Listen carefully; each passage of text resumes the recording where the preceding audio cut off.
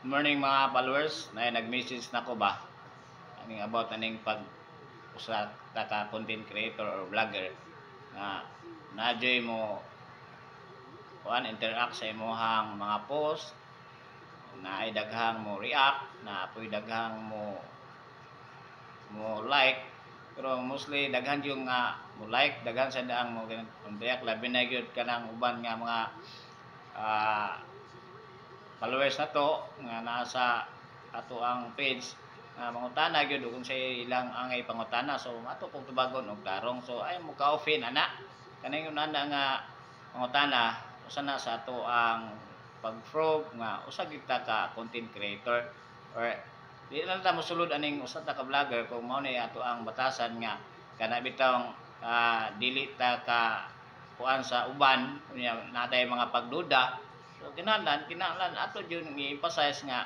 usa ta ka creator naay mga pagduda nya mosulod ta ning trabaho kuan ani kanang public na gud ni. So kinahanglan aware ta tanan sa mga good comment, negative comment, labi na gyud sa ato ang mga relatives, so atong mga followers, sa ato ang mga friend, kay FB friend nga naagyoy na yung mga nagkadaiyang komento sa imuhang mga post. So kita usa ka content creator, ato ra nang kuan good vibes sila. Kay mao po na ilang nasulod silang nahuna. Kay mo lagi na atong taasa ng atong pasensya kung mosulod ta ani nga pagpanarbaho sa Facebook. Kay kani man pagpanarbaho sa Facebook naagyo na tanan diha ang tanang mga klase sa tao nga imo ma-encounter. So nindot kayo nga taas kitag pasensya. So atong mga content creator, pero nako mga vlogger, aware na tatanan ana. So nani nga ato ang mga pagpanarbaho sa Facebook. Nanan kuanta kanang maximum tolerance, pasensya kasi mga comment sa atong mga followers, ato ang appreciate ang ilahang mga komento dili ta mo contradict kay mao po na ilaha.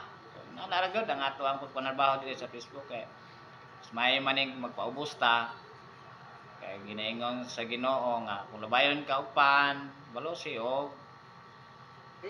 bato ay I mean kung labayon kag bato balosi og pan nana ato ang life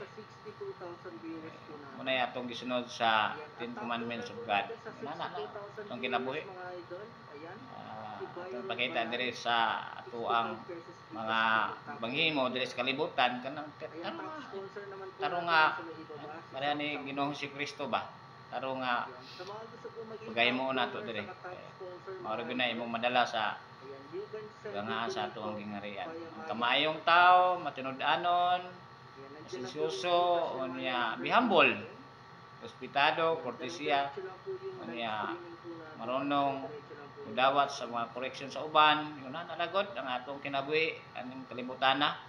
So itong mga followers nako nga naminaw karon sa kuang mga advices nalanta paubuson ta inana lang gani atong kinabuhi di na magpalabi sa ato ang gihimo napud ta magpalabi sa ato ang unsay nato karon lumalabay ra man ta.